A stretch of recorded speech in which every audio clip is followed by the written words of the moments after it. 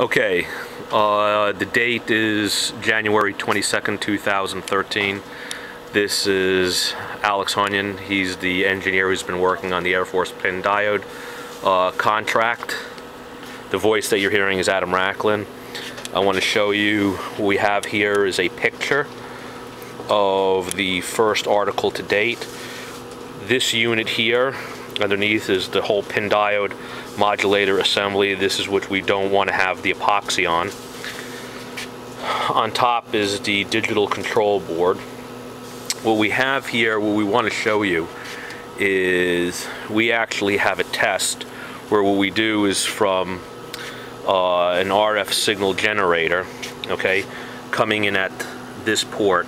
Now, we don't have the HN connectors yet, we have the N connectors, but for this test we wanted to just make sure that we've manufactured everything correctly. We have the RF in coming in through here, and then we do is we take the RF out, and what I'm going to show you is that we have the RF out. We're doing this test roughly at, hold on a second, 919 megahertz.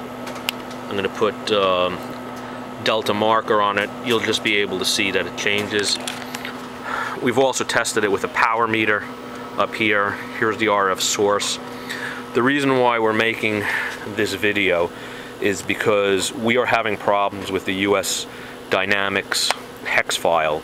We can't seem to get their software to work. So what Alex has done is we've written our own software to exercise. Here's the microcontroller, here's the microchip MP lab.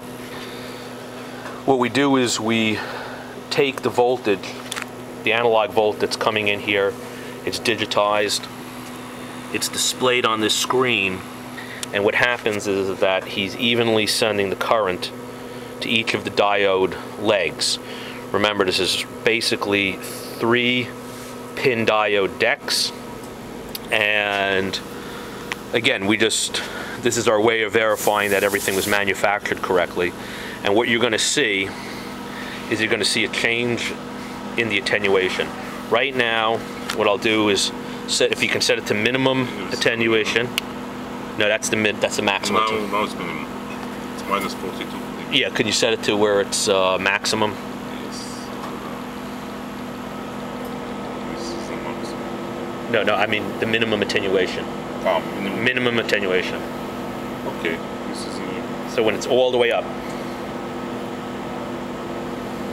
No, I want this all the way up. Yeah, that's it. So what I'm going to do is I'm going to put... Wait.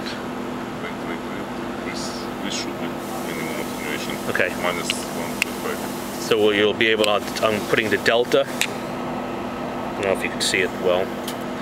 Okay, now what Alex is going to do is you'll be able to see he's going to change the voltage. This would be the voltage coming from the mutes and the mini-mute system.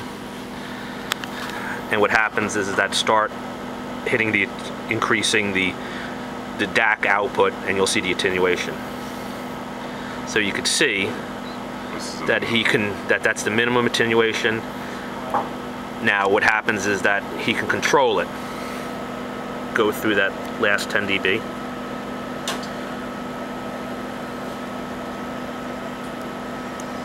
Okay, now he's done some calibration. We get about, at the center of the transmit band, we get about 1.5 dB of loss, which is within spec.